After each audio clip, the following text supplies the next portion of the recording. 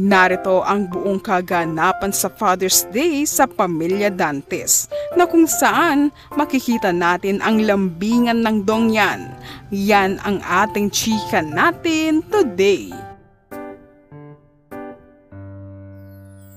Ipinasilip ni Dingdong Dantes sa kanyang Instagram ang kaganapan sa pag-surprise ni Marian at ng kanilang mga anak na sina Zia at Sixto. Nakatanggap si Dong ng regalo mula kay Marian ng formal na black blazer at sina Zia at Sixto naman binigyan ng card letter ang kanilang daddy Dong na natouch ng sobra si Dingdong. Tuwang-tuwa si Dong sa ginawa ng kanyang mag-iina na pagkagising niya ay talagang napakasaya ng kanyang puso. Talagang damang-dama niya ang pagdiriwang ng araw ng mga ama. Sa caption ni Dingdong, sinabi niya ang papel ng kanyang ginagampanan bilang ama ang pinakamahalaga at pinakamasaya sa lahat.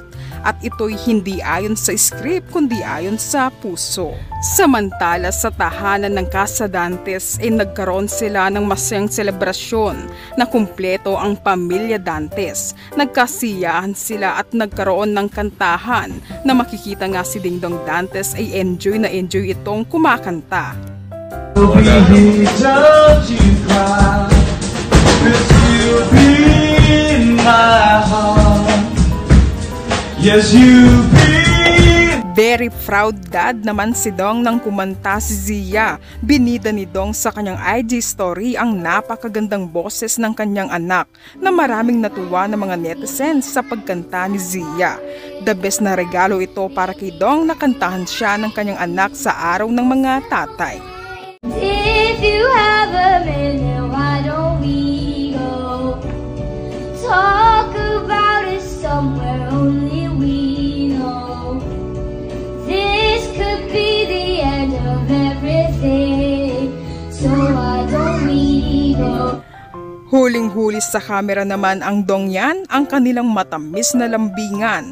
Napasugod ang ama ni Dingdong Dantes sa kanila at pinahinto ang dalawa sa kanilang lambingan dahil gusto din ng yakap ng ama ni Dong mula kay Marian.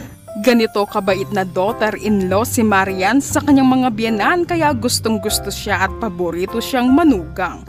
Kasundong-kasundo ni Marian ang mga magulang ni Dingdong. Maraming humanga na netizens sa closeness ni Marian sa mga biyenan. Ang swerte raw ni Marian, nakatagpo siya ng mga mababait na biyenan at swerte rin daw ang mga magulang ni Dong dahil mabait, masipag at maalaga si Marian. Na kay Marian na raw ang katangian na hinahanap ng mga biyenan.